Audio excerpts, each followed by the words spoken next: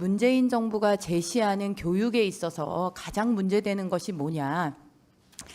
두 가지 키워드로 정리를 하자면은 첫째는 그릇된 평등관이다. 그러니까 경쟁을 악으로 설정을 하고 인간이 더 나아지려는 그런 자연적인 욕구를 악이라고 규정을 하면서 그것을 제도적으로 막는 것이 교육의 목적인 것처럼 착각을 하고 있다. 그래서 더더군다나 부존자원 없이 오로지 인적 자원, 개개인의 두뇌에 기대서 지금까지 여기까지 왔고 앞으로도 그렇게 갈 수밖에 없는 우리나라의 장래에 있어서 가장 심각한 타격을 입힐 수 있는 포인트가 여기에 있다. 이렇게 보입니다. 사람들이 차등이 난다, 격차가 벌어진다라고 자꾸 문재인 정부가 호도를 하는데 이 서열화의 근본 원인은 어디에 있느냐? 역설적이게도 문재인 정부가 추진하는 평준화 획일화 정책에서 서열화는 비롯됩니다. 똑같기 때문에 그 속에서 옴치락뒤치락을 못하다 보면 그 속에서 서열이 정해집니다. 이걸 풀 수 있는 방법이 다양합니다. 다양화. 여러 학교가 존재하고 그 학교를 각자의 선호에 맞게 선택할 수 있으면 그 다양성 하에서 격차의 문제는 해소될 수가 있습니다. 똑같지 않기 때문에 줄을 서지 않는데 어떻게 그 사이에서 격차가 벌어질 수 있습니까?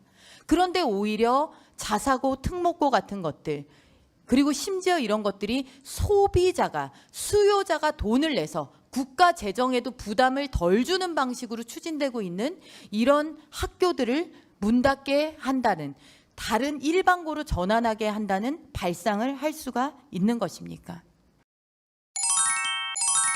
지금 6.8대 독일에서 교육개혁의 핵심적인 캐치프레이즈가 바로 경쟁교육은 야만이다. 50년 전인데 이때 독일에서 경쟁교육은 야만이다라는 이러한 정신하에 교육개혁을 했어요. 교육개혁을 하는데 왜 경쟁교육을 타겟으로 했을까? 그게 좀 신기하지 않아요? 왜 그랬겠어요? 바로 여러분 6.8 때 사회의 근원적인 변화를 위한 운동들이 일어났다 그랬죠? 그럴 때 그 근원적인 변화는 그 사회가 안고 있는 가장 치명적인 그러한 약점들이 분출된 거예요. 독일에서 뭐였겠어요? 가장 큰 문제가 바로 나치 과거를 청산하는 문제였어요. 독일은 나치 과거가 전혀 청산 안 되고 있었습니다. 이때까지. 놀라운 이야기. 우리는 독일이 청산 잘 된다라고 알잖아요. 그것은 6.8 이후의 독일이에요. 우리가 알고 있는 독일은 6.8 이후의 독일이고요. 6.8 이전의 독일은 지금의 독일과는 전혀 다른 독일이에요. 그래서 저는 그것을 신독일이라고 불러요.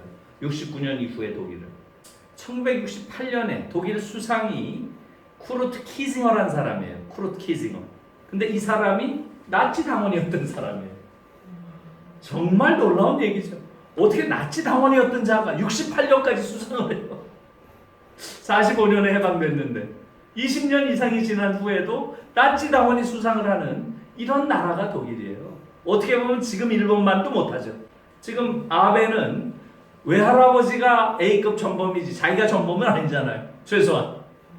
그래서 인적 제도적 청산, 나치에 대해 이게 이제 대대적으로 벌어지는데 대학에서 특히 아도르노 같은 이러한 아주 독일의 대표적인 사상가는 그것으로는 안 된다는 거예요. 더 근원적인 청산을 해야 된다. 그것은 바로 인적 제도적 청산을 넘어서는 정신적 청산을 해야 된다. 정신적 청산. 나치즘을 가능하게 했던 바로 그 정신을 청산해야 더 이상 아우슈비츠가 반복되지 않는다라고 말을 했어요. 파시즘 이데올로기라고 하는 것은 여러분 잘 아시다시피 소셜 다윈이즘이라고 하는 그러한 이론에 기초하고 있죠. 이 인간 세계라고 하는 것도 자연 세계가 똑같다. 마찬가지로 이게 적자 생존하는 곳이고, 자연도택, 승자독식, 이런 것들이 일어나는 자연의 법칙과 똑같은 것이 일어나는 것이다. 그렇기 때문에 강자가 약자를 지배하는 게 순리고 우월한 민족이 열등한 민족을 지배하는 게 정당한 것이다. 이런 식의 논리를 펼치는 거죠. 이게 나치 이데올로기의 핵심이었던 거죠. 이 세계를 거대한 경쟁의 정글로 보는 거죠. 경쟁 이데올로기가 그 핵심이라는 거예요. 그렇기 때문에 이것을 지금 청산하는 가장 중요한 것은 교육에서부터 경쟁 이데올로기를 없애야 된다는 거예요. 경쟁 논리를. 그래서 경쟁 교육은 야만이다. 이런 이야기를 아도르노가 당시에 이미 하고 있고요. 실제로 69년부터 독일 학교에서는 일체 경쟁을 하지 않는 이러한 방식으로 개혁이 됩니다. 그 얘기는 뭐겠어요? 학교 안에서 일체 아이들을 줄 세우지 않습니다. 등수, 석차 이런 게 없습니다. 정말 놀라운 거죠. 우리로서는 상상할 수 없는 거죠. 우리는 교육이라는 것을 평가로 생각하고요. 평가는 줄 세우기라고 생각을 하잖아요. 우리는 교육은 항상 너 몇 등이니 이거 아니에요. 우리 자체가 네? 어떻게 보면 우리 자체가 소프트한 파시즘, 부드러운 파시즘을 너무나 깊게 내면화하고 있는 그러한 후기 파시즘 사회를 살고 있는지도 몰라요. 그러니까 히틀러 정권은 6년 동안 전쟁 준비를 하고 6년 동안 전쟁을 수행한 전쟁 정권이에요. 근데 사실은 전체 길이는 12년밖에 안 돼요. 지금 앙겔라 메르켈이 16년 하잖아요. 메르켈보다도 훨씬 짧은 정권이었어요. 히틀러 정권이. 그런데 독일 역사의 절반을, 거의 절반을 히틀러 시대를 가르친다는 거 아니에요. 우리가 이렇게 못된 짓을 했다. 인류에게 저질러서는 안 될 이 짓을 했다. 그러니 더 이상 아우슈비츠가 반복돼서는 안 된다고 하는 것. 이것이 독일 교육의 목표다. 이렇게 된 거예요. 놀라운 거죠. 그 중에서 핵심은 바로 경쟁 이데올로기를 없애는 거죠.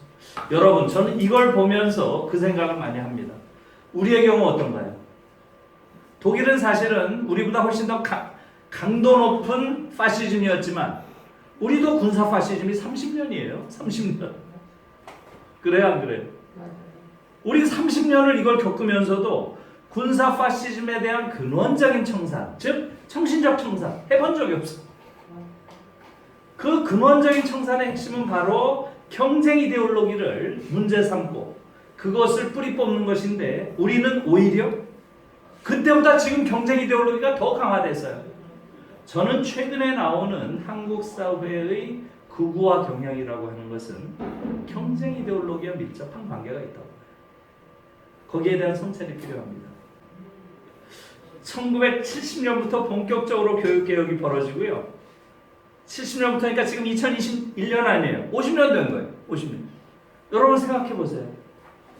지금 독일이란 나라는 우리처럼 교육에 관심이 있는 사람 입장에서 보면 나라 전체가 거대한 교육학적 실험실이에요. 어떤 실험실이에요? 경쟁을 안 시켰을 때 이게 50년 된 거예요. 어떤 인간이 되는가? 경쟁을 시키지 않으면 어떤 인간들이 나오는가 하는 것을 보여주는 실험실이죠. 그 결과 어때요? 성숙한 민주 시민을 길렀는가? 이런 측면에서 보면 어때요? 확실하죠. 아, 얘들 경쟁시키지 않으니까 저렇게 되는구나, 아이들이. 굉장히 성숙한 그러한 민주 시민의 모습을 보이는구나. 그것은 분명히 봤죠. 자, 그러면 지적으로도 뛰어난 아이들을 길렀을까? 이런 질문도 생기죠.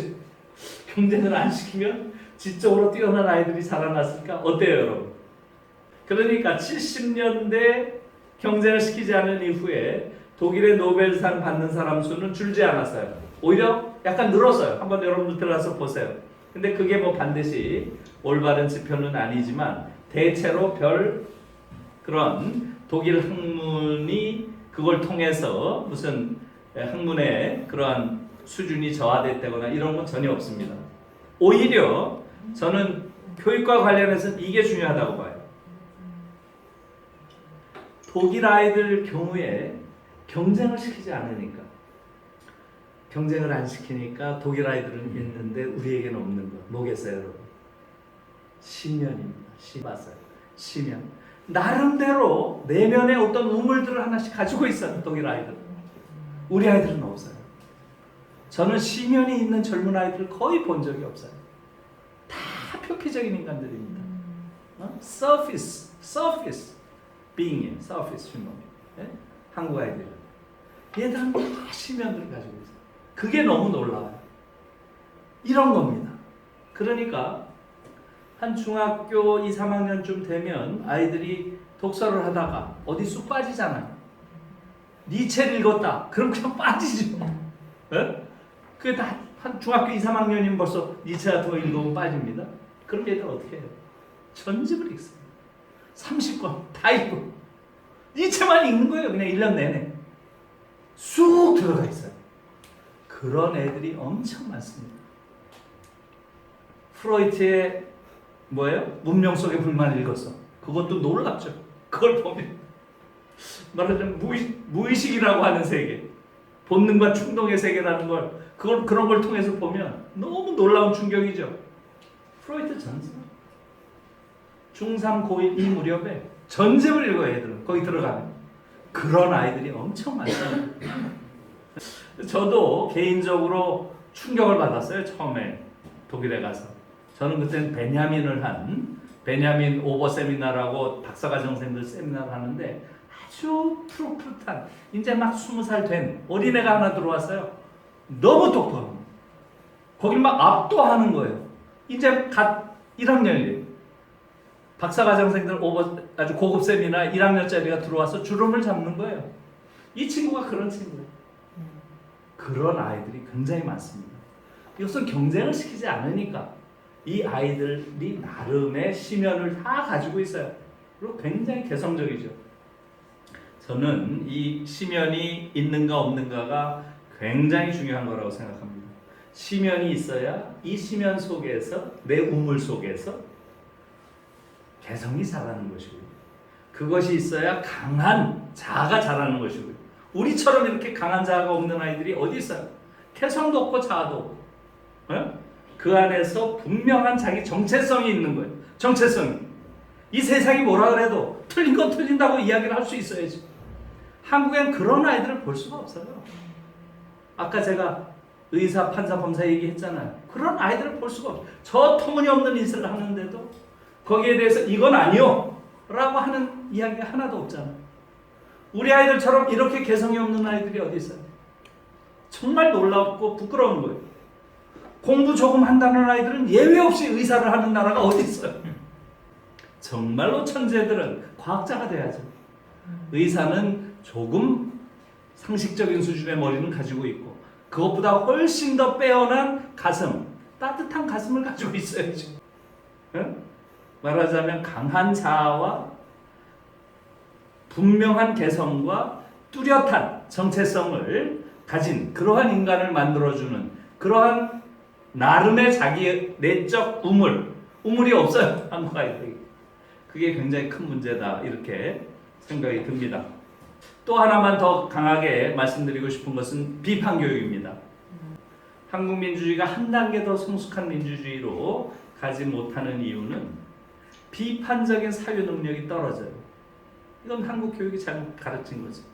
달달달달 외우게 하는 걸 교육이라고 하고 그것을 외우지 않으면 불안해하고 이게 지금 우리 아이들을 굉장히 수능적으로 또 기존 질서에 무조건 적응하는 이런 아이들로 길러낸 거죠.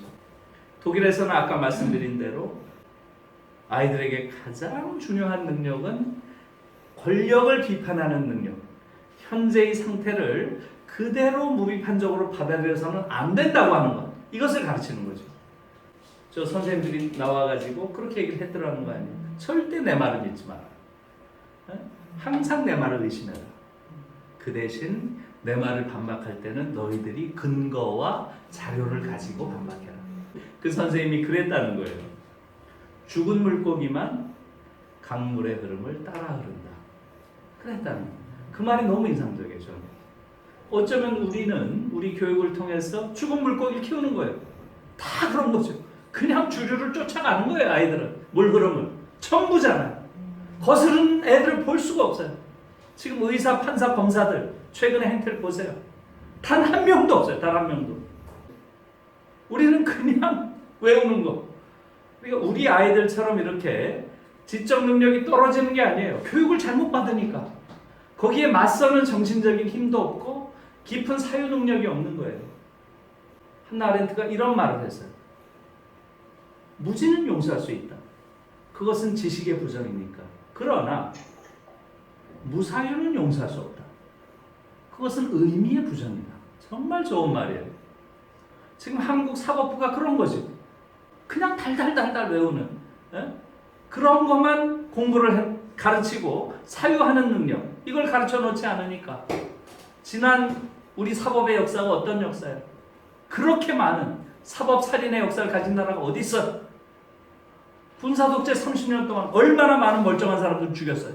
지금 저는 그래서 가장 큰 교육의 문제는 바로 이 경쟁교육의 문제가 아까 처음에 시작할 때 그런 능력주의 문제와 연결이 돼 있고요. 그래서 지금 독일은 경쟁교육을 시키지 않음으로써 가장 성숙한 민주시민을 길러냈고 굉장히 비판적인 의식을 가진 그러한 시민들을 길러냈다 하는 건 지금 분명한 거죠. 그것으로 독일이 지금 존경을 받고 있는 나라 같은 건 분명하고요. 그러면 한국 교육은 어떤가? 한국 교육은 어때요? 독일과 다른 정도가 아니에요. 독일과 극단적으로 대비된 나라가 한국입니다. 전 세계에서. 독일은 전 세계에서 가장 경쟁교육을 안 시키는 나라고요.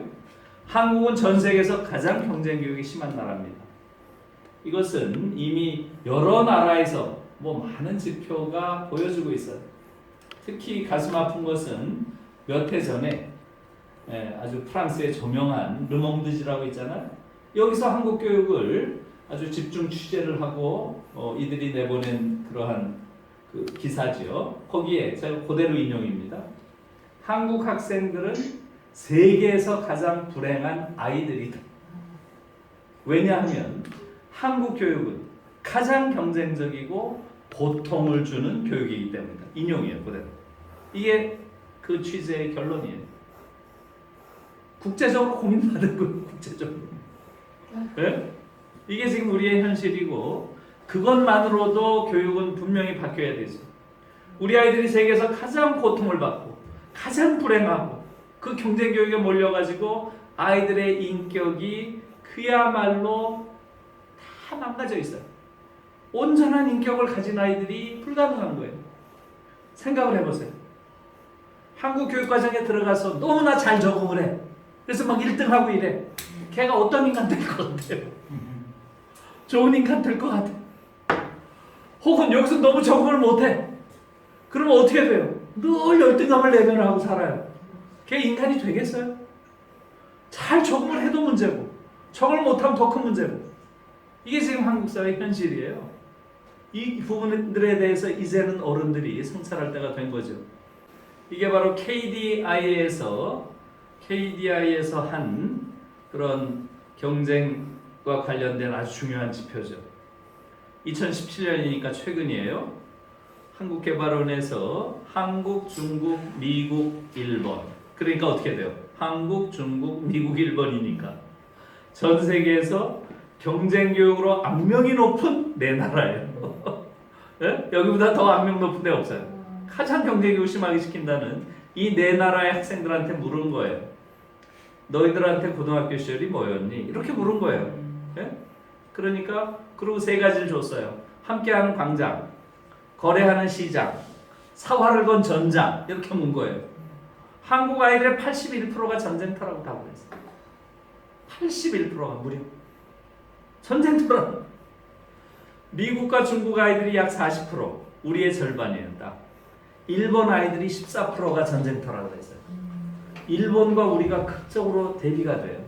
일본 아이들은 약 76%가 광장이라고 했어요. 함께하는 광장. 제가 이걸 물어봤어요. 그래서 일본 전문가들한테. 일본은 이미 경쟁 안 시킨 지가 꽤 됐대요. 그 얘기를 들으니까 더 화가 나는 거 있죠. 네? 이런 교육을 이식시킨 게 일본인들인데 지들은 벌써 도망간 거예요. 상당히 유럽 쪽으로 가 있다는 거예요. 실제로 일본에서 고등학교를 다닌 친구 얘기를 들어봤더니 그 친구가 그러더라고요. 아주 인상적인 말을 하더라고요. 한국에서는 경쟁을 하는데 일본의 고등학생들은 추구한다.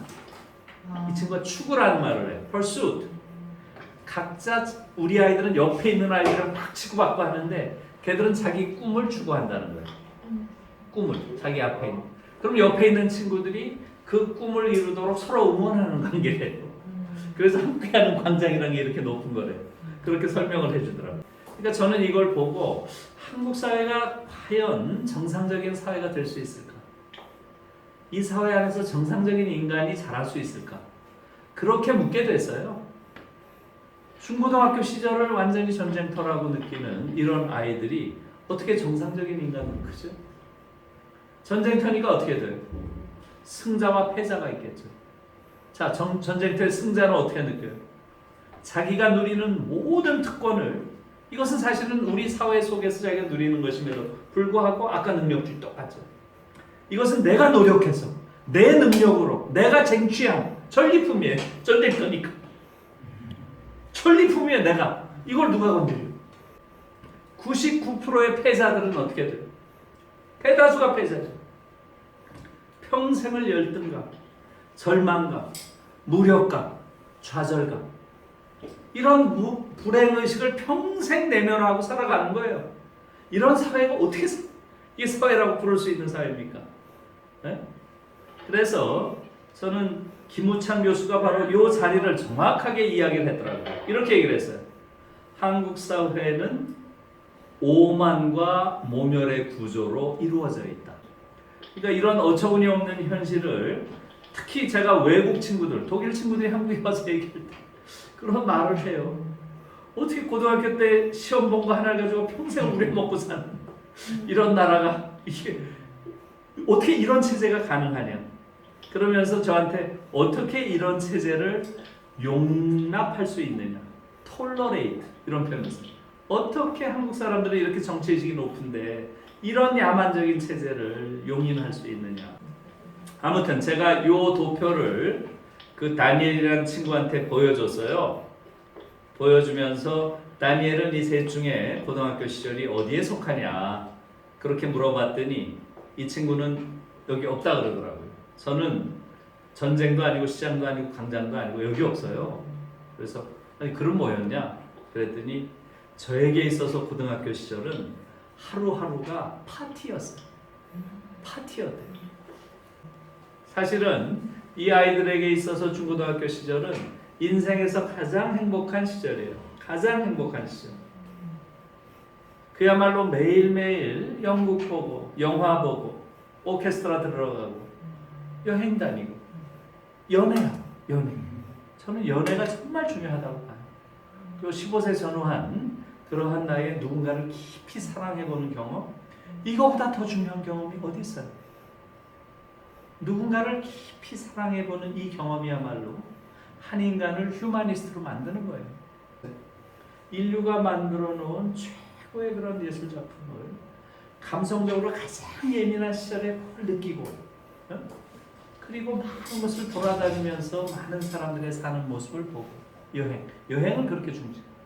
그걸 하는 거예요, 얘들. 근데 지금 우리는 어떻습니까?